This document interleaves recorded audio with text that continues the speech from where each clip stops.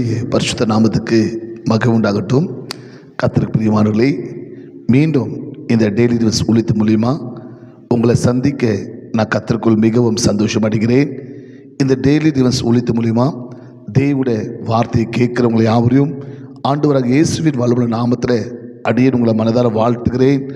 தேவன கர்த்தர் இந்த வருஷம் நம்மளுக்கு கொடுத்த வாக்குத்தபடி உங்களை எல்லாத்துலேயும் ஆசீர்வதித்து பழகி பெருக செய்வாராக. ஆமேன்.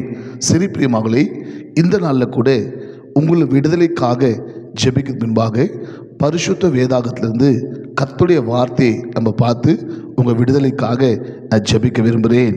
இன்னைக்கு ஏபு எழுதின புஸ்தகம் 5ஆம் அதிகாரம் 9ஆம் வசனம், ஜோப் சாப்டர் 5:9.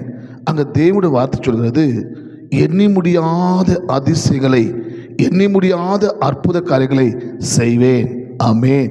என் அன்பு சகோதரா, என் அன்பு சகோதரி, இந்த டெய்லி வில்ஸ் ஒழித்து மூலிமா இந்த வருஷத்தின் ஆரம்பத்தில் இருக்கிறோம்.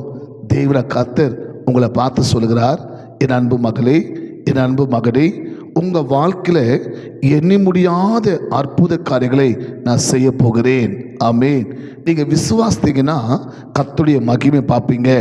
காரணம், நம்ம தேவன் அதிசயமானவர்.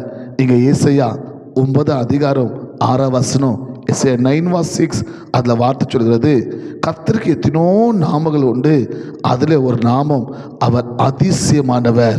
ஆமேன். என் அன்பு சகோதரா, என் அன்பு சகோதரி, ஏதோ ஒரு காரியத்தில் அற்புதம் எதிர்பார்த்து கொண்டிருக்கிறீங்க, தேவனுடைய அதிசயங்களை எதிர்பார்த்து கொண்டிருக்கிறீங்க. ஆனால் கர்த்தர் சொல்கிறாரு, மகனே, மகளே, உங்கள் வாழ்க்கையில் பெரிய அற்புதங்கள் அல்ல, பெரிய அதிசயங்கள் அல்ல, நீங்கள் எண்ணி முடியாத அற்புத காரியங்கள். ஆமேன். நீங்கள் எண்ணி முடியாத அதிசய காரியங்களை உங்கள் வாழ்க்கையில் செய்ய போகிறேன். ஆமேன்.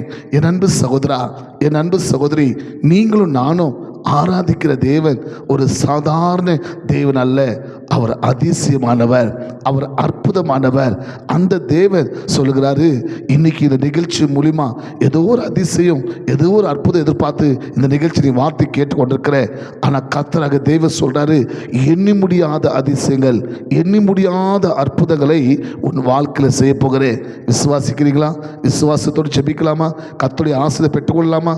தகப்பனே, இந்த நல்ல வேலைக்காக ஸ்தோத்திரிக்கிறப்பா.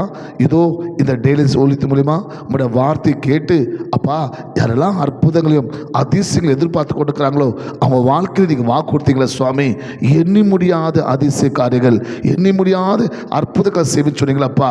அவங்க எதிர்பார்க்குற ஒரு ஒரு காரியத்தில் சுவாமி அற்புத காரியங்கள் நடப்பதாக, அதிசயங்கள் நடப்பதாக, உங்கள் நாமம் அங்கே மகிமைப்படும்படியாக ஜெபிக்கிறப்பா.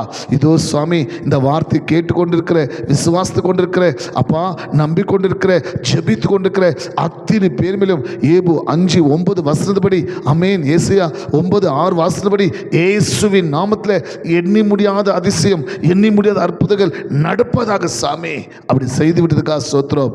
எல்லா கன துதி மகிமை உமக்கு ஒருவருக்கே செலுத்துகிறோம் நல்ல பிதாவே.